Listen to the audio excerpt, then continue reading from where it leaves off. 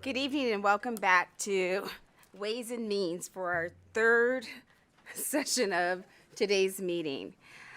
We will call the meeting back to order, and we're going to open up with a BDR introduction, members. And I'll remind the members that voting in the affirmative for this BDR does not mean that you'll be voting for the measure as it becomes a bill. It's just to get it in the process. So we have BDR 17-1239, which revises provisions governing fiscal information for legislative measures. Are there any questions? Not seeing any, I'll entertain a motion. Second. We have a motion from Assemblymember Bacchus, a second from Assemblymember Hadigi. Any discussion on the motion? Not seeing any. All in favor, please say aye. Aye. Any opposed? The motion carries. Thank you.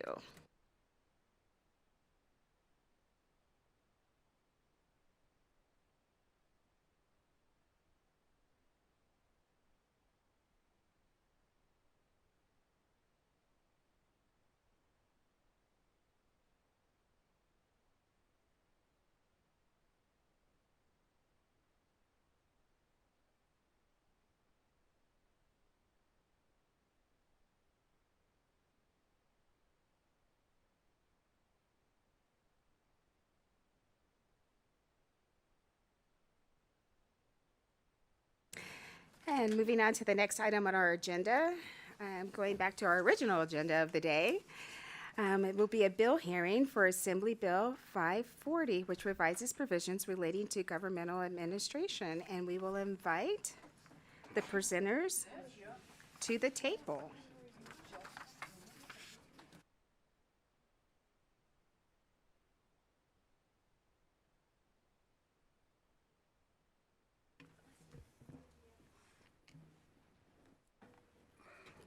Good evening and welcome to Ways. Good evening.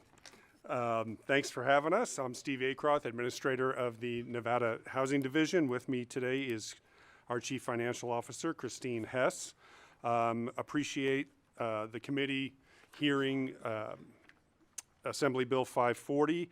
And what I'm really going to focus on is the Nevada Housing or Attainable Housing Account. That is the fiscal portion of this bill, but to frame it correctly, I want to point out a few items. In Section 15, there is the discussion that the Nevada Attainable Housing Council will be assisting the division in the formation of the uses of the fund. In Section 11, there is also an identification of an allocation plan, similar to what the division already does in our tax credit program. And then in Section 14.5, there is reporting 2 times a year to the IFC about the progress of the attainable and uses of the attainable housing account. One last thing, and then I'll roll into the allocation program. The eligible uses in Section 10 also account for rental assistance, eviction diversion, and supportive housing.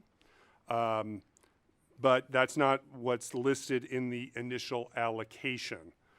There are other methods being examined to advance those particular items, but they still will be an eligible use of the funds should the council and the division determine that that's how we would like to spend the money.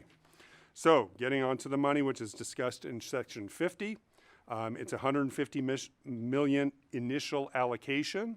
And that initial allocation can be modified, but in the bill, it is specifically listed into 3 different, as we like to refer to them, buckets. $100 million is designated for loans and grants to support development, specifically multifamily and single-family development, which it will include missing middle housing, low-income housing tax credit gap financing, and land acquisition. $25 million of the $150 million is designated for home buyer assistance through either down payment assistance or interest rate buydowns. And the last bucket of $25 million are incentives to local governments to spur the development of attainable housing.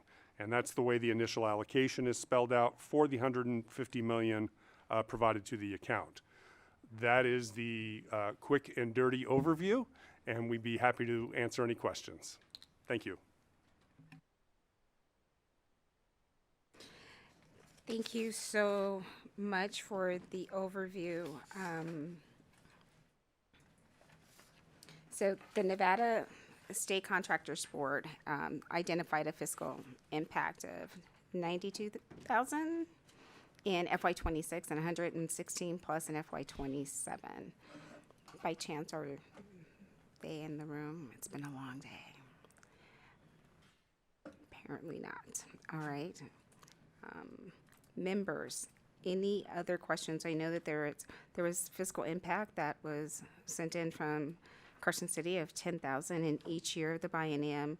Lyon County, 125 in FY26 and 126.6 in FY27. Washoe County, fiscal impact of $75,000 in FY26. Members, do you have any questions for the Housing Division on this bill? Assembly Member Bacchus.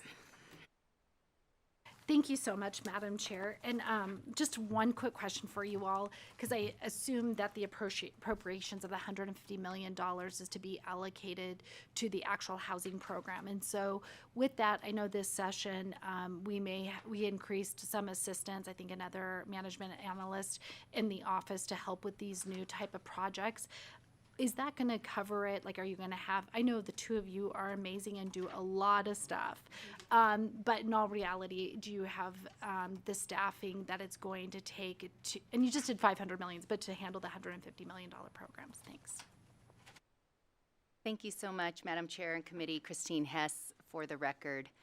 Yes, when the division was working through the process and the task force to develop this, the division did ask whether the governor's recommended budget would include our 7 new positions, because that did impact the decision not to have a fiscal note.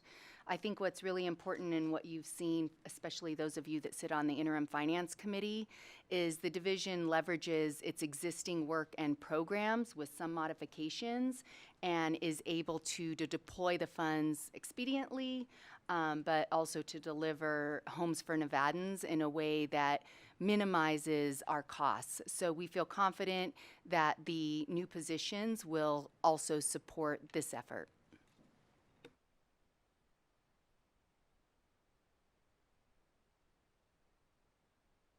Members, any other questions? Wow, you guys are going to get off easy tonight. That doesn't happen too often. Especially after 2 long days. All right. Well, seeing no other questions, I thank you so much for being here this evening and presenting this bill, and we'll invite to the table anyone that is here to testify in support of Assembly Bill 540.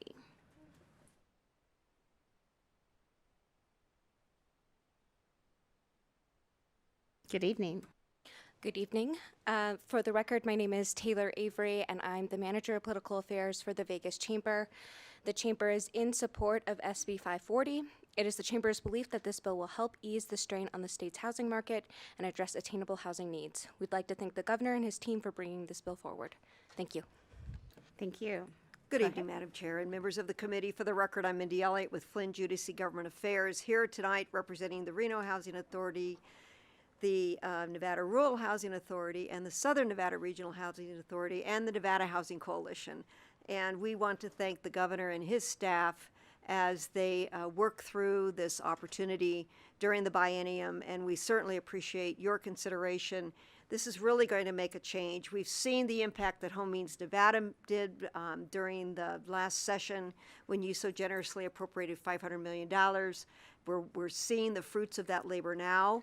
Many of the housing authorities are involved in those partnerships, and so we thank you for your consideration. This is you continue to change the lives of Nevadans with your investments in housing, and we appreciate it. Thank you so much. Thank you so much. Not seeing anyone else approach the table to testify in support here in Carson City, and not seeing anyone in the room. in Las Vegas broadcast. By chance, do we have anyone on the phone line that would like to testify in support of Assembly Bill 540? Thank you, Chair. There are no callers to provide testimony at this time. Thank you so much, and we will move to opposition. If there's anyone in the room that would like to testify in opposition of Assembly Bill 540, I invite you to the table. And not seeing anyone approach the table here in Carson City and no one at the table in Las Vegas. And I am assuming still no one on the phone lines. Is that correct? Broadcast. Yes, Chair, that is correct. Thank you so much. And we'll move to neutral. If there's anyone that would like to provide neutral testimony on Assembly Bill 540, I invite you to the table. And not seeing anyone approach the table in Carson City, no one at the table in Las Vegas, and no one on the phone line, we will ask the presenters if you have any closing comments. They are shaking their heads no. So with that, we will close the hearing on Assembly Bill 540. Thank you so much.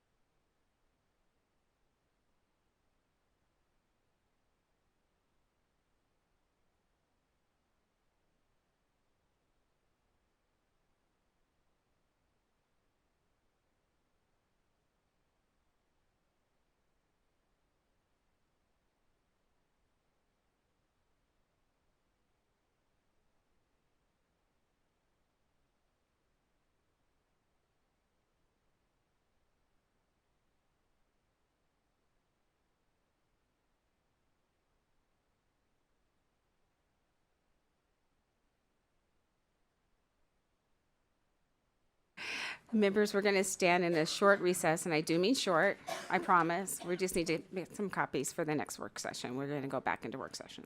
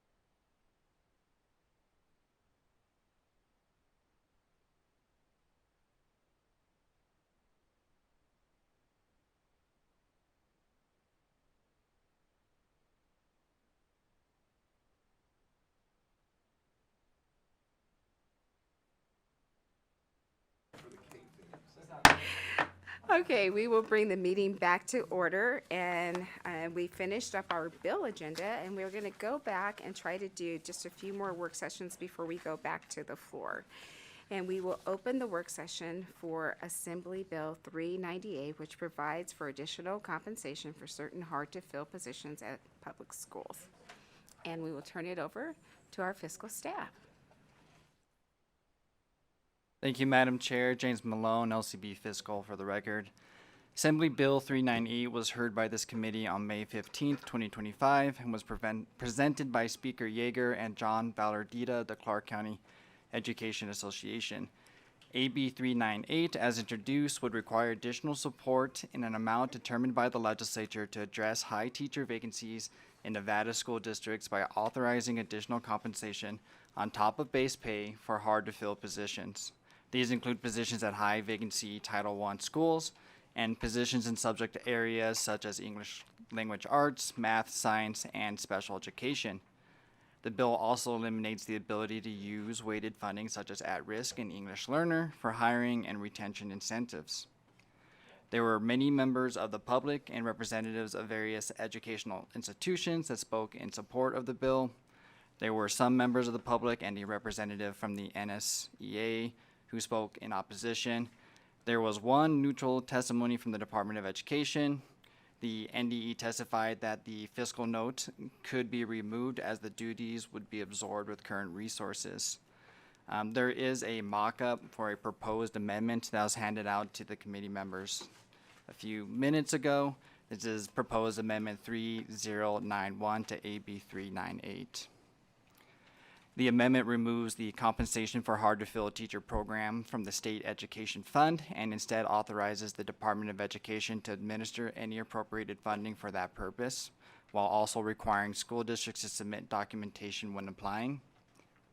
The amendment updates certain district reporting requirements to a biennial schedule due December 1st of each even-numbered year. It excludes charter schools from eligibility for the hard-to-fill compensation program and limits the restriction on using weighted funding for hiring incentives to only the Clark County School District.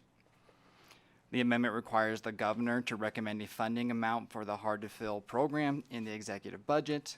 It also includes a $45 million general fund appropriation each fiscal year to the IFC contingency account. The amendment requires the Department of Education to submit a distribution plan and school districts report funding requests and targeted positions by June 9th, 2025 and June 9th, 2026. It also appropriates $19.3 million per year to the IFC to allocate to the State Public Charter School Authority for distribution to charter school salary increases contingent on submitted staffing reports and plans that ensure that the funding does not replace or supplant existing compensation. The amendment requires charter schools to submit follow-up reports on spending and salary increases to this SPCSA, which must be compiled and submitted as a report to the IFC, and any unused funds revert at the end of each fiscal year. If the committee wishes to approve with Amendment 3091, the appropriate action would be to amend and do pass. Thank you. Thank you so much, Mr. Malone, for walking us through the amended language for Assembly Bill 398. Members, questions? Assembly Member Mosca. Thank you, Chair, and thank you, Mr. Speaker, for the amendment. I just want to put on the record that the match was removed. Yes, Steve Yeager for the record. There is no matching requirement for the charter school pay raises, and the reason for that, I think, is twofold. Number one, it's a pretty tough economic time to expect that there would be a match, and number two, a number of the schools actually did provide additional compensation over the last biennium, and so there wasn't really a good way to take that into consideration, but there is no requirement that there be a match put forward. And I just wanted to thank you for that. Thank you.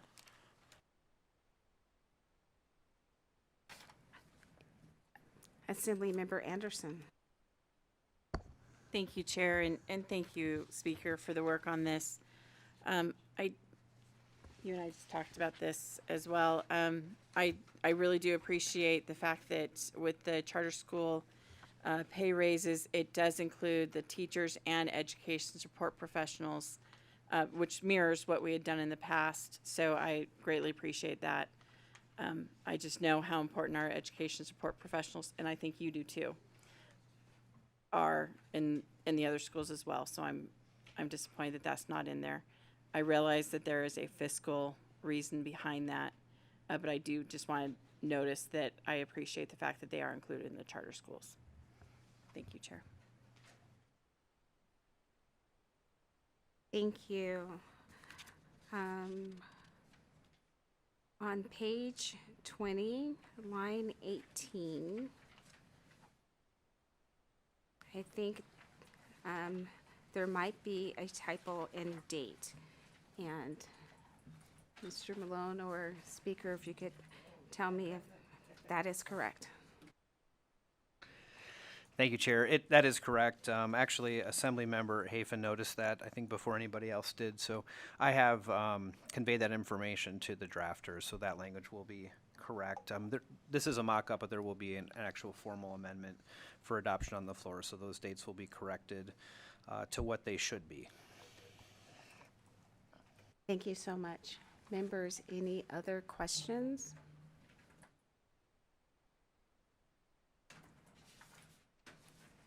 All right, not seeing any. I will accept a motion.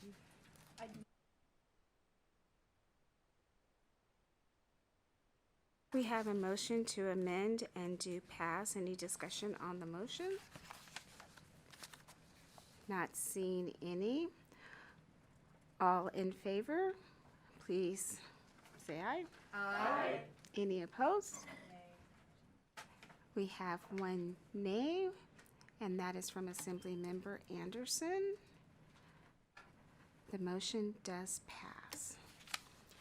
And I will assign the floor statement.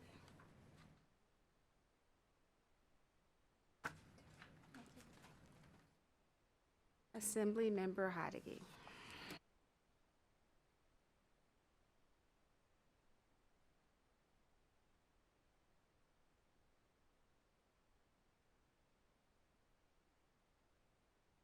We will close that work session and we will move to the next. What's next?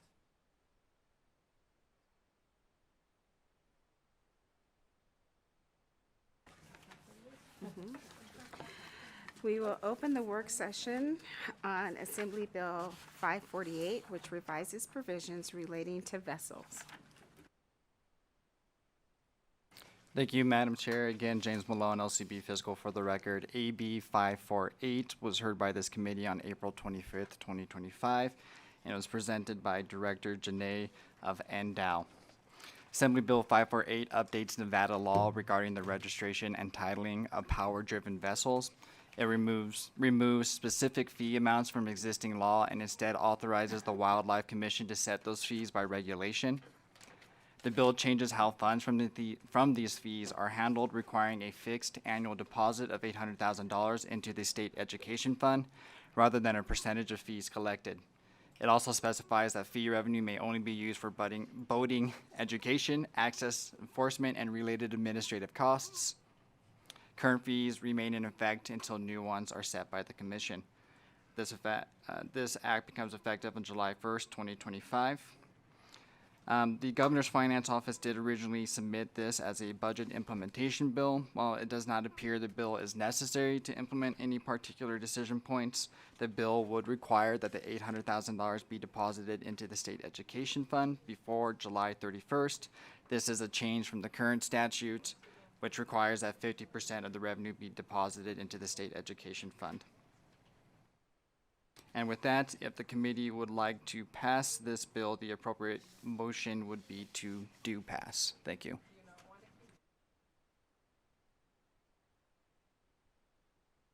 Members, any questions? Thank you so much, Mr. Malone. All right, not seeing any questions, I'll accept a motion. We have a motion and from Assemblymember Bacchus, a second from Assemblymember Hadigi. Any discussion on the motion? Assemblymember Hafen. Thank you, Chair. I'm going to vote this out of committee and just reserve my rights for the floor. Thank you. You're welcome. Thank you for informing us. Ditto from Assemblymember Dickman? Yes. All right, we have a motion and a second. All in favor, please say aye. Aye. Any opposed? The motion carries. Maybe we should take a break. Yeah. And I will give that floor statement to Assemblymember Bacchus.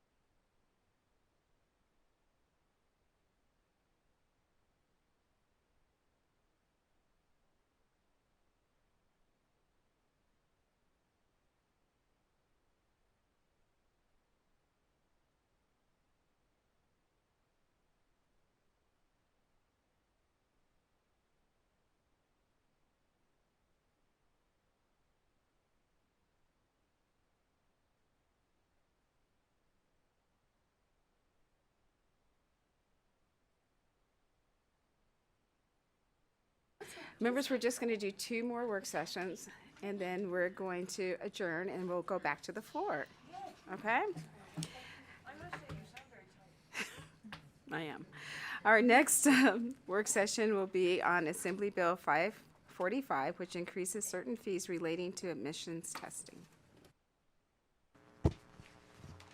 Thank you, Madam Chair. For the record, Brody Leiser with the Fiscal Analysis Division. Assembly Bill 545 was heard on April 23rd. It was presented by Sean Sever with the Department of Motor Vehicles. Assembly Bill 545 increases certain fees relating to forms for certifying emission control compliance, forms issued to fleet stations, and for the first issuance of certain special license plates to vehicles exempted from provisions relating to the control of emissions. Assembly Bill 545 is a budget implementation bill, is associated with the Motor Vehicle Pollution Control Budget Account. And there were, that budget account was closed in late April. So there are no proposed amendments, Madam Chair, so if you wish, the motion would be do pass. Thank you so much, Mr. Leiser.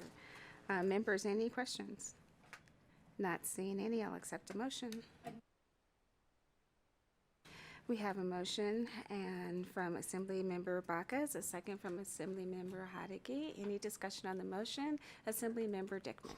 Thank you, Madam Chair. I voted against this in the budget, and so I will be a no on this as well. Thank you.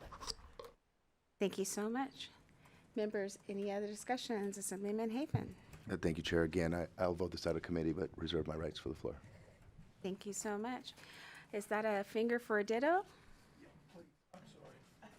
Thank you. Okay. I appreciate it. All right, we have a motion and a second. All in favor, please say aye. Aye. Any opposed? And we have one in opposition, and that is Assemblymember Dickman. And we will assign that floor statement to Assemblymember Brown May. Thank you. And we will close that work session. Our last work session for the day will be on Assembly Bill 546, and it's a measure which revises provisions relating to fees for registrations of certain vehicles.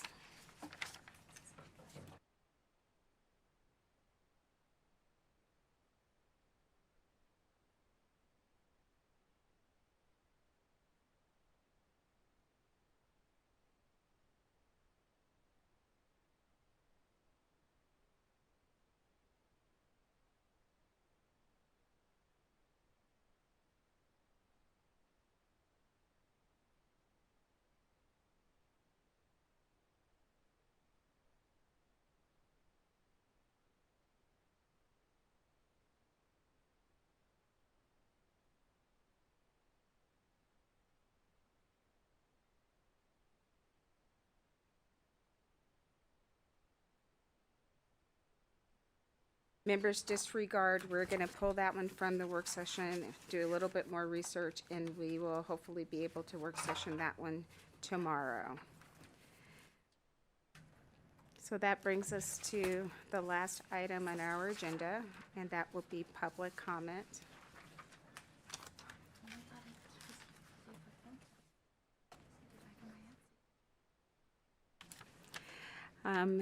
If there's anyone here that would like to make public comment, I invite you to the table here in Carson City. I see no one in Las Vegas. If you'd like to call in for public comment, our call-in number is 669-900-6833.